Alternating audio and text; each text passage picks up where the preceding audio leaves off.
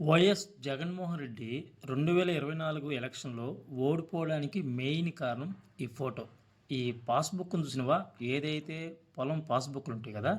ఆ పొలం పాస్‌బుక్‌ల పైన భూ సర్వే అనే ఒకటి తీసుకొచ్చి పొలాలన్నీ సర్వే జేసి పొలం గల రైతులకి పాస్‌బుక్‌లు ఇచ్చారు చూసినవా? ఆ పాస్‌బుక్‌ల పైన ఏదైతే గతంలో రాజముద్ర ఉంది. ఆ రాజముద్ర తీసేసి జగన్మోహన్ రెడ్డి తన ఫోటో యేసుకుండు చూసినవా? మెయిన్ అతను ఓడిపోవడానికి మెయిన్ కారణం ఇదే. ఎందుకంటే ఏదైతే అపోజిషన్‌లో ఉన్నవాళ్ళో, అవతల పార్టీ వాళ్ళు దీన్ని ఎలా తీసుకెళ్లారంటే, జగన్మోహన్ రెడ్డి మీ భూములు అమ్మేస్తాడు. మీ భూములు తాకట్టు పెట్టేస్తాడు. మీ భూములపైన మీ తండ్రులు సంపాదించిన భూములపైన, మీరు సంపాదించిన భూములపైన Jaganmohan Reddy photo ఎందుకుండాలి?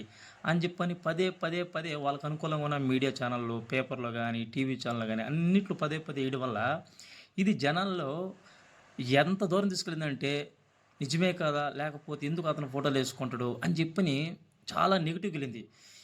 Biggest mistake ఏందంటే, ఈ ఫోటోలేసుకోవడమే. ఈ భూ సర్వే అనేది ఇదైతే మంచిదే.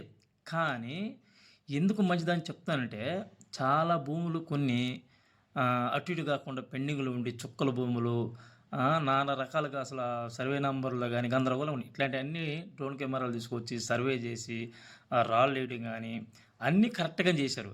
కాకపోతే పాస్‌బుక్‌లో ఏదైతే రాజముద్ర ఉందో అదే గాని కొనసాగించుంటే జగన్మోహన్ రెడ్డి ఓడిపోవడానికి ఈరోజు ఛాన్సే ఉండేది కాదు.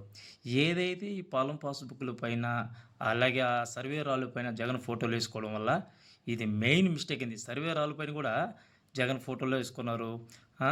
అలాగే వచ్చి మళ్ళీ ఈ పాస్‌బుక్‌ల పైన జగన్ ఫోటోలేసుకున్నారు.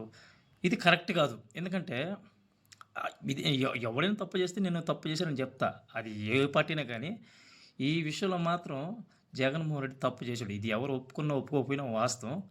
కాబట్టే ఓడిపోవడంలో ఒక 70, 80% ఇదే మెయిన్ కారణం గూడా ఉండొచ్చు.